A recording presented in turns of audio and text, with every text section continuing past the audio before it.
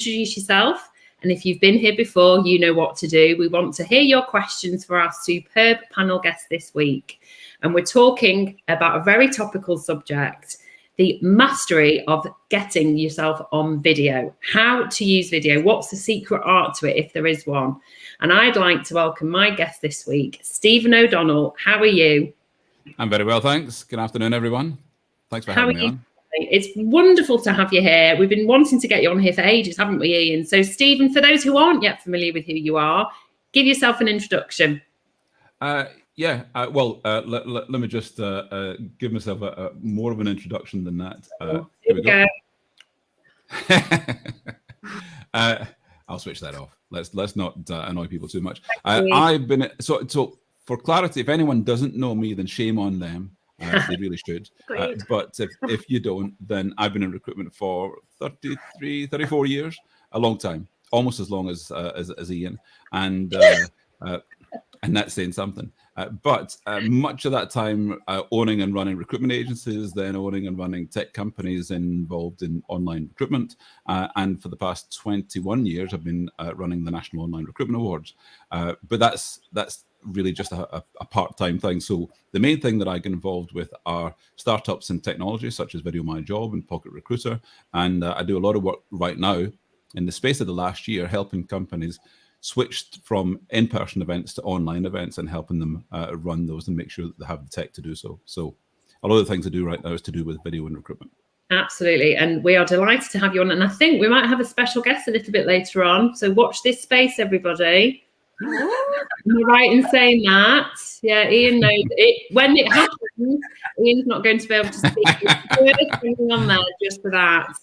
So welcome to you. He can appear at any time. Yeah, no, he's definitely going to up the game here. Thank you so much. And Stephen, it's an absolute joy to have you here. Ian, over to you.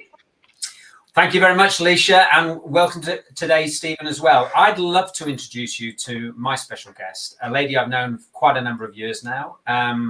And she's known to quite a lot of people in the recruitment industry, but you're currently an associate producer now, aren't you? Ladies and gentlemen, this is San Sunner. Hello, everyone. Yes, I am. So I'm currently associate producer even for a company called Spark TV that are based in Bristol, and we focus on factual documentaries. But prior to that, I worked in the recruitment industry for many years and ran an agency called Rec Social, which focused specifically on recruitment marketing and recruitment social media. And together, Ian, we made some fantastic videos and ran some social campaigns. And that's how we bonded. And, you know, I've stayed in touch ever since. Also, which I think is very exciting, is I now am part of the Employer Brand Academy. And we really promote actually education and qualifying recruiters to be able to be apt in their EVP, employer branding, recruitment marketing, so they can feel comfortable moving forward and really taking ownership of their own, you know, social media and in turn video. And that's why I'm here today. So there you go, Lysha. Over to you. Thank you. Well, welcome to you, San. And I have to say, I'm so excited to hear what you've got to say today. And I think everyone in the audience will agree. And I think Annette, who's one of our regulars, has said what an amazing lineup we've got. We really have. So first and foremost, I'm going to ask this question to Stephen. So why is it so important for frontline recruiters and leaders as well, who are hands-on still? Why should we be incorporating live and recorded video into our daily activity? Essentially because we're in the communications business. We're in the business of speaking with people and encouraging them to speak back with us. So video is a medium where increasingly, especially in the last year, it's been accelerated at crazy levels. The amount of use of video, not just by organizations and companies, but individuals putting out video content. People are much more au fait with communicating on two-way video and Zoom calls, on things like Crowdcast and so on. And people are much more receptive to receiving messages on video content. They absorb more, they respond more, they share more content when they see it on video. And if you're looking to engage with and attract candidates, then video is absolutely the way to go. People simply don't pay attention to text adverts. Black text and a white background, as we had in newspapers. It never changed when people, transferred to jobs being advertised online, and the big difference with online job advertising, as a for example, is that there's no limit on the amount of text that you can put in. So what happens is people put acres of text in. But most people, when they see a job advert or a message about employer branding or any of those things, they'll see it on one of these because they get the email on their phone, they click the link that opens on a little tiny screen. Are they going to read 4,000 words? No, they're not, but they will watch a video. And often when they're watching it on their phone, they've got the headphones in. So you can be literally between the ears of the person that you're looking to attract to your company. So from a recruitment agency point of view, from an employer's point of view, if you're looking to communicate in the most direct way with people and target who you want to receive those messages, then video, social media, tracking platforms are absolutely the way to go. And you can split test, you can find out what works, what doesn't work, and you can mix it up, and you can get as creative as you like, and you can be as on brand as you like. And it absolutely needn't cost a fortune. If you've got one of these, you pretty much have everything that you need. And who doesn't have one of those? Absolutely, I totally agree with you. And we'll definitely explore that in a lot more detail. Have you got anything you want to add to that at this stage, Sam? Yeah, I think as Stephen said, video really has accelerated this year. And a large part of that is obviously we've been made to work remotely now. And why I think this is really key for SMEs and recruitment companies. A lot of SME recruitment companies were initially set up because you had a skilled recruiter who wanted to work on their own terms, work remotely, save on the overheads, and very quickly learned that they could, turn over and take home far more than if they were working, for a company going into London, commuting, etc. One of the downfalls of that, it meant that it was very difficult for them to scale, because it's very hard at that time to then attract other recruiters to work from home for you without offering the office, without offering those perks and everything else that could really motivate someone to want to join your company. Now we're at a stage where that competition has gone. We're on a level playing field because, we're not in those big offices anymore.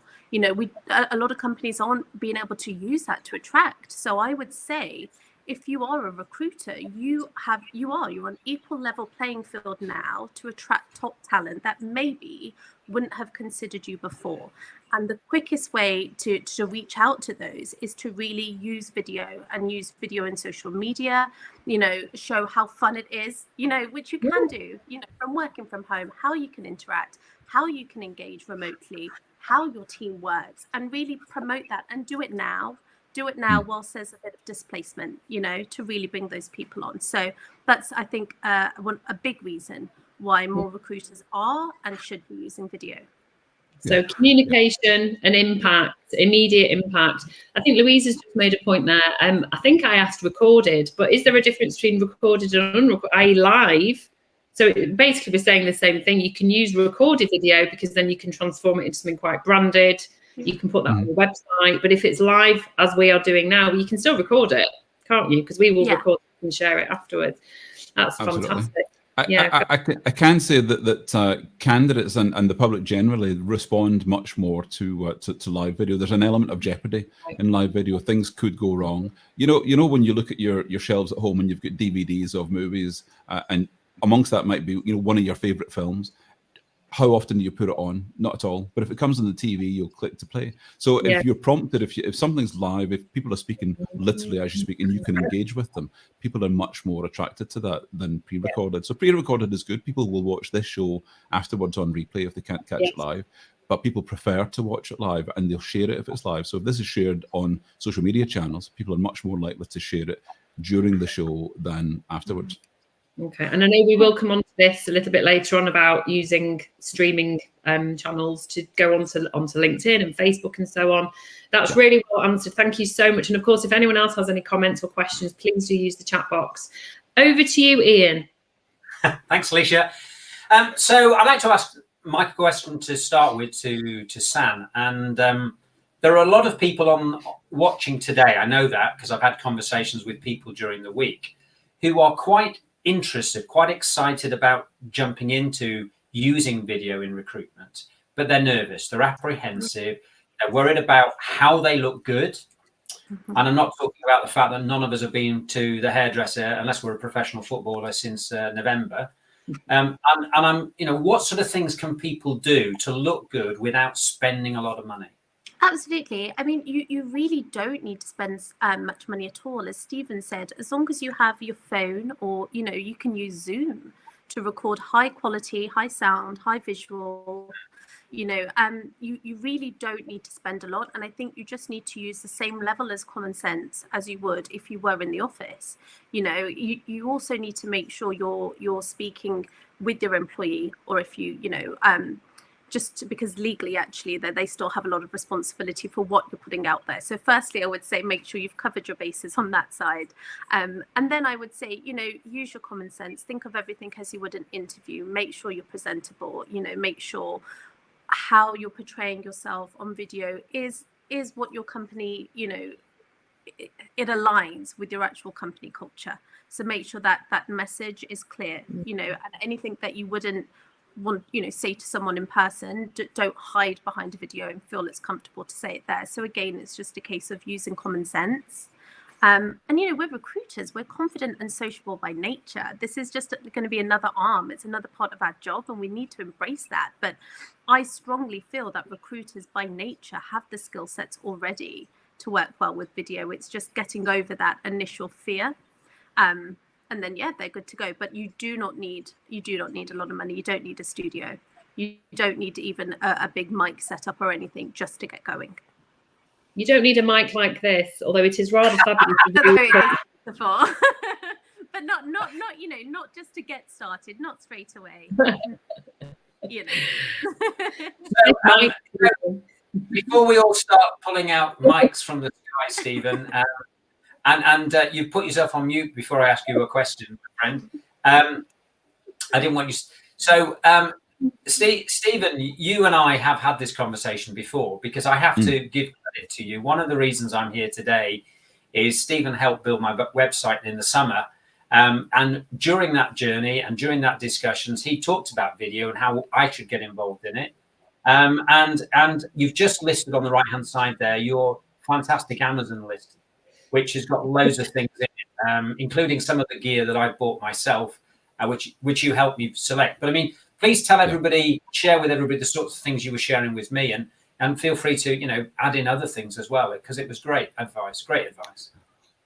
Well, as Stan says, you really don't need to spend much money. But if you want to take it seriously, then you can spend a small amount of money to get a great effect. The list that I shared on the side there is a starter kit that I put together for a client I'm working with, so that they're key people in their company who are going to be on video on a regular basis, either talking at events or having events showcasing the company, or even just on Zoom calls with clients, so that they have the kit to look as good as they can and to have the facilities for that. So things like, a relatively inexpensive but good quality microphone. I've got one above me here.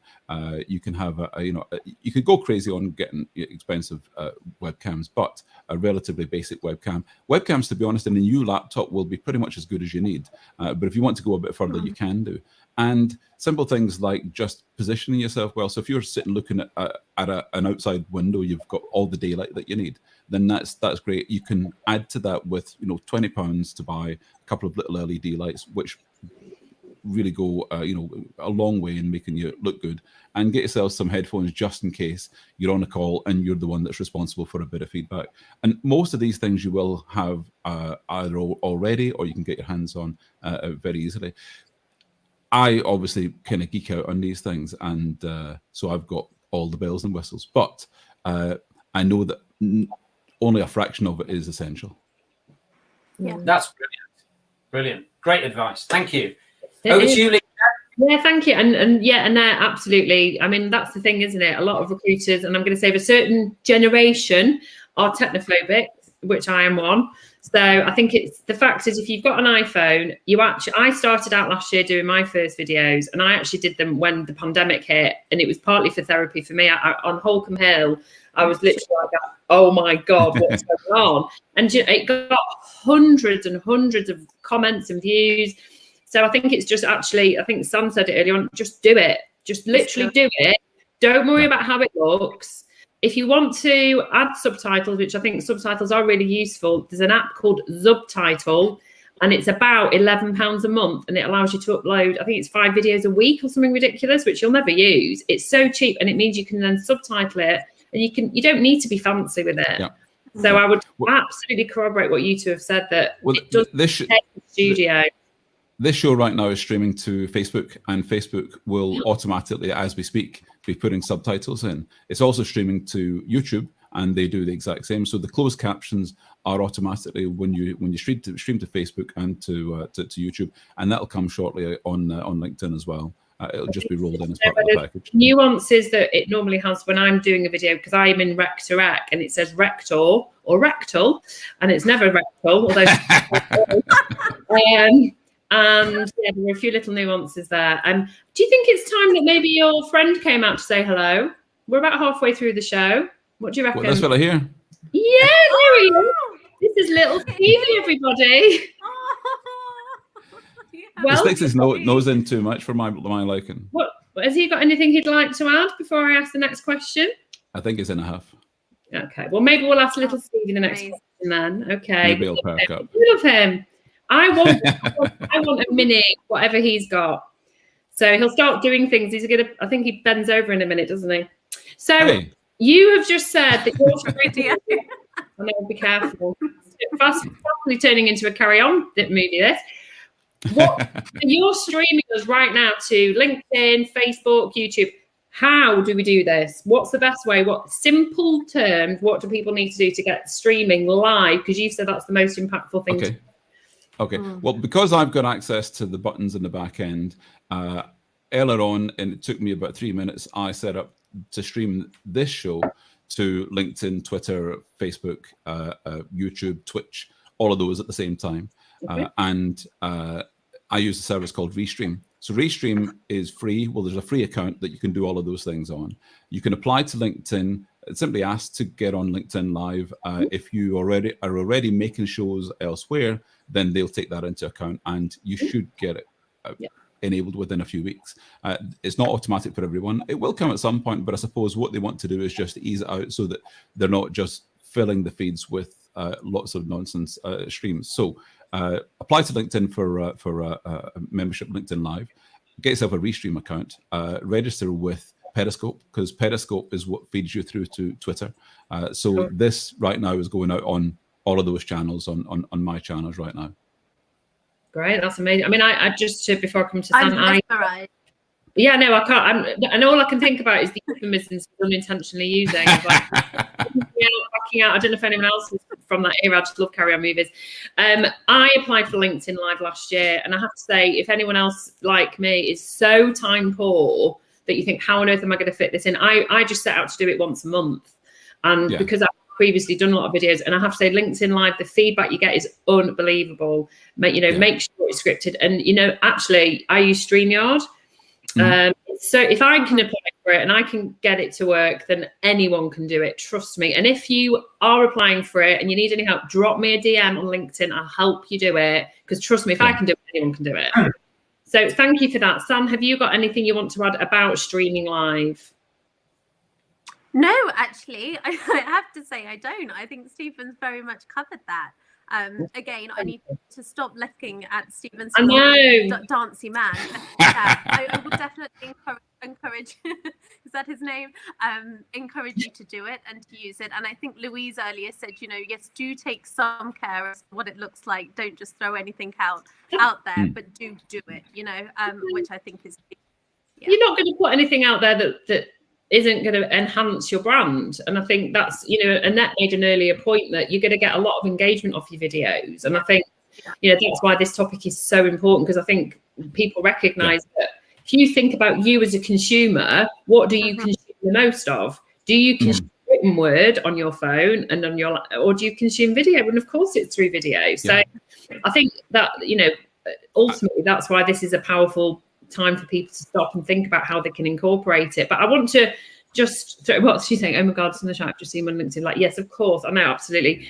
People are trying now, aren't they? People are going to try their best. And so I I would caution people, and I'd agree with San that so everyone's at least a little bit vain, Otherwise, why do we go on Zoom and press the enhance what you look like button? So everyone wants to look their best. Hang on, what? What? Do that. What? You must know this. No. This is the natural state here. Right. Okay. Next Zoom meeting. That's what's happening. I'll probably like that, Judge. Anyway, my point is that whatever you do online, if you're writing an email, then you're trying to sound as professional as you can be. You're also trying to put a bit of your personality in there. So you might put in the odd gag or joke or funny thing or whatever it is to bear in mind the people that you're speaking to. So whether it's an email or you're speaking to someone face to face or now on video, then you think about your audience. You think about, well, am I being represented well here? Do I look good here or do I look terrible? So apply those same filters to whatever you're putting out. And but also do bear in mind that there is kind of a window now where there's a bit of scope for learning. So don't worry if what you do initially isn't amazing. You will get better. But the thing is, you won't get better by the end of the year unless you start now. If you leave it until later, then you'll be rough later. I mean, if I look back at some of the early stuff that I've done, it's really cringy. In fact, I look at some of the stuff I did earlier this week, but still, you always get a little bit better. Yeah, you're improving all the time, aren't you? It's all about content at the end of the day, and what you're trying to do is you're making yourself stand out. But that's a point. If everyone's doing video, then are we at risk that there's going to be far too much noise? So I guess that's a good question for you, Sandra. Yeah, there was talk about video fatigue. But I think that the way around that is actually just to focus on the content. So, once you get over yourself and it's me on camera and, how do I look and everything else, really what's key is your content and the message that you're putting across and what you're sharing. If you are keeping yourself up to date, if you're becoming an expert in your field, if you're able to share quality, some things that people can implement straight away or use, then yes, do it. Put yourself out there. I don't agree in video just for video's sake. Because again, that can be quite detrimental as well. So make sure you've already really fully understood what it is that you're trying to sell and what you're trying to portray. Read up on it and then go ahead. Yeah. Definitely. What are your thoughts on scripted versus just kind of winging it?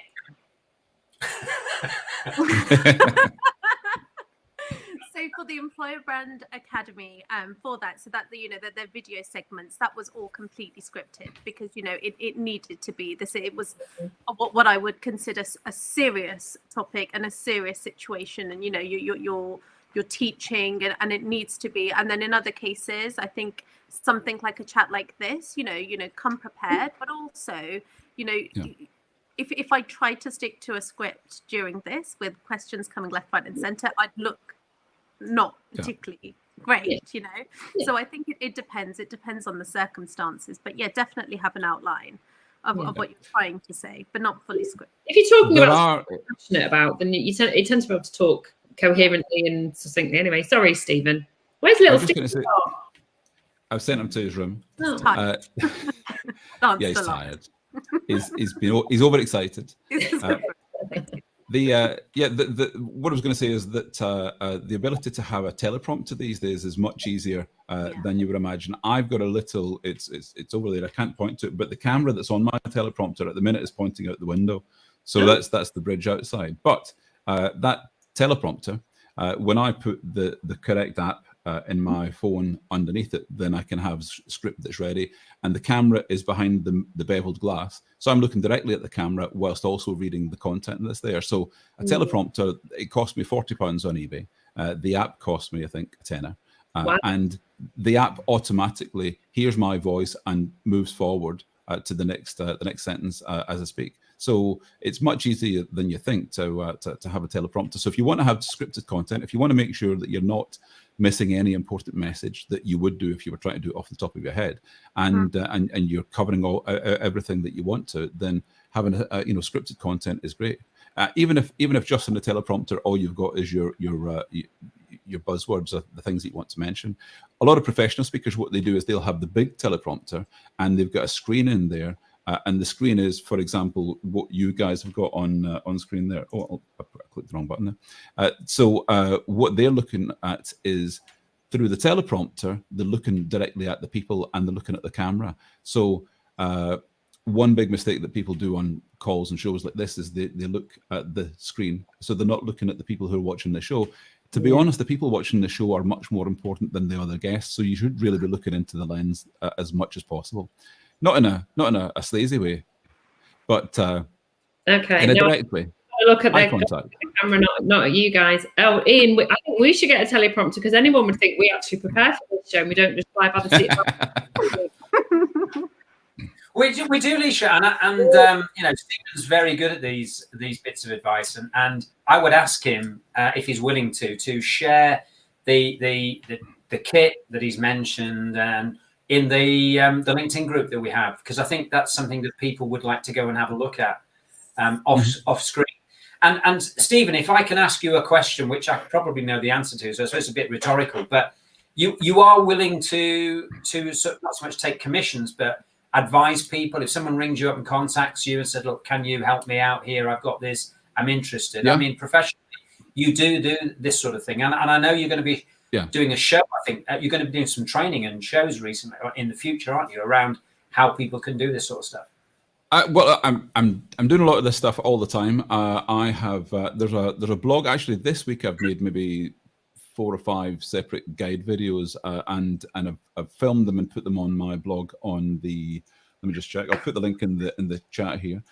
But I've got a couple of calls this afternoon with people who are just asking questions, and these will only be quick calls. If I was doing a proper consultation, then I would charge for that. But quick calls, happy to help, and there's people all over the world who get me involved in stuff. I did an event earlier in the week with the Miss America Foundation. I think this is the 4th event that I've done, and it's great to do. They're really cool people, they're really smart people, and they're really professional. It does mean I have to come to my office at midnight to do the shows, but still, it's it's a treat. Of course it is. It's beautiful. And Sam, I mean, EVP is really a big thing. It's a massive thing. Yeah. It's the sort of thing that's driving through professional recruitment. And in terms of what you do, would you work through an agency? So, for example, I've got a client at the moment that works in the life sciences sector. I know they're doing some retained business with customers, and that one of the clients they're working with is struggling with their EVP. You're willing to work through an agency who could help them put together a video. I mean, I know I've used them in the past in a previous life, and we did one for Money Supermarket several years ago, and it massively boosted the candidates that applied for the job. And it brings it to life, particularly if you've got a great working environment. You and I did one with Cisco a couple of years ago down at Bedfont Lakes, and they had an amazing working environment. And you can bring that to life, can't you? Absolutely. And I think that's key. I think the reason why EVP and employer brand is key is it really stops you just throwing spaghetti at the wall and seeing what sticks. You really need to properly go into a company, understand, what Employer Branding Academy do as consultants, that they will speak to your employees, speak to employers, those that have recently come on board and those that have been there for a while, and try and work out the common theme, between the type of people that you attract, the type of the people that perform well, and the ones that stick around. And that's how we base the candidate persona on those.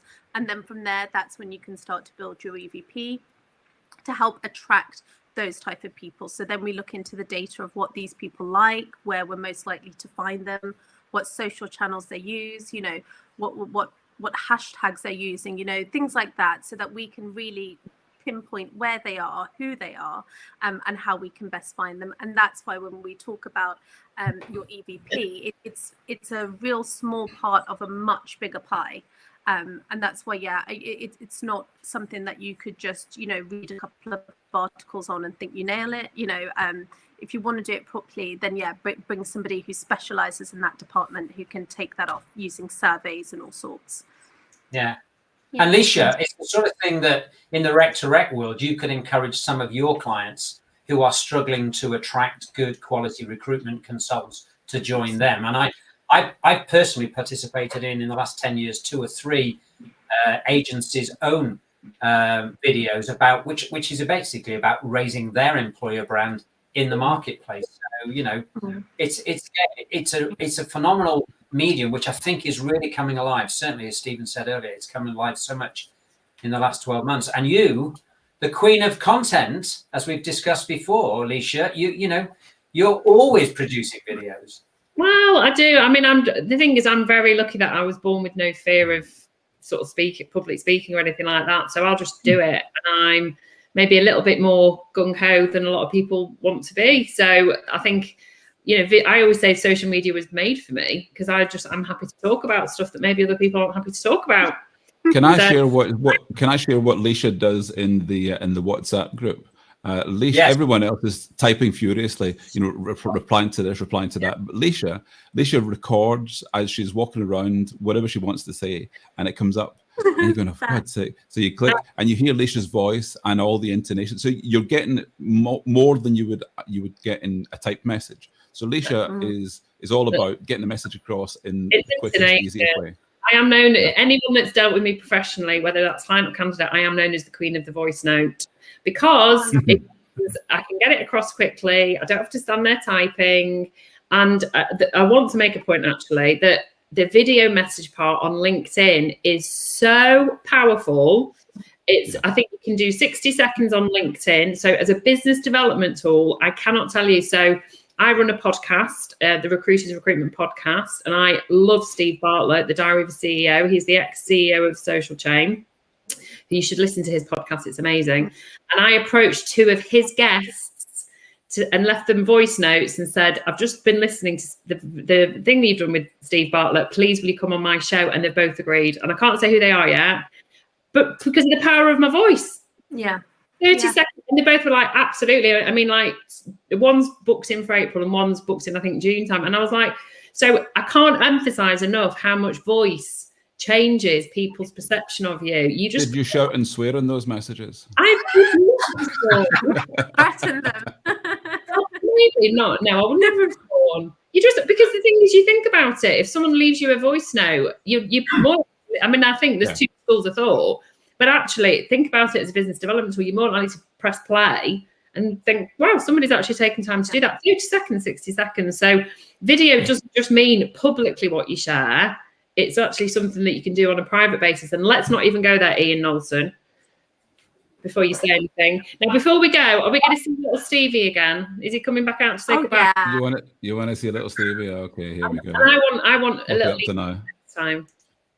Well, Lisa Redmore Elliott is looking forward to meeting little Stevie at some point in the future. Yeah, there you go. Telling everyone off. I'm sure he is.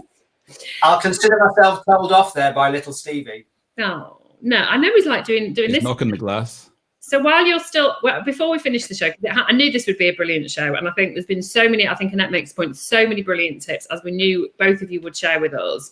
Next week's show is going to be a bit of an unusual one, in that it's going to be myself and Ian taking questions from the audience. This is going to be live. We will bring you up into the room if you want to come into the stage with us, or if you just prefer to stay as chat. And we are going to be talking all things recruitment. We want to talk about whether the 360 model's dead. We want to talk about the blended work office, going back into the office, working from home after the pandemic. We want to talk about personal branding. We want to talk about working parents. We want to talk about everything that matters to you. Half an hour of purely me and Ian. So that will this be like mummy and daddy fighting. That'll be so good. Total ad-libbing. We will have absolutely no prep for the questions that are coming. You can basically ask us anything and we will answer it. So we want your engagement next week. But on behalf of myself and Ian, obviously, I will hand over to Ian. You've both been amazing. I knew you would be. Sam, it's been lovely to get to know you. Thank you so much for joining us today. And Stephen as well. And thank you all of our amazing audience. Please continue to share the content. Please invite people to the show and obviously join our LinkedIn group. And thank you so much for supporting Recruitment Shining Stars. Over to you, Ian. Well, all I want to just do, Lysha, is just echo what you've said. We've had 2 amazing guests. They are true experts in their field.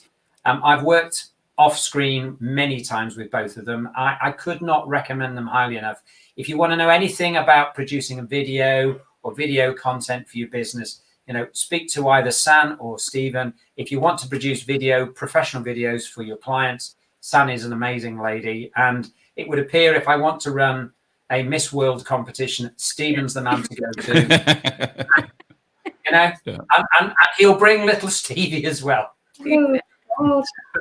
So there you go. What more can you say? Thank you. That's it. Done. Thanks, everybody. Stay See safe. you all again next week. Look forward to having Thanks you. very much. And make sure you Thank comb you your so hair much. on show.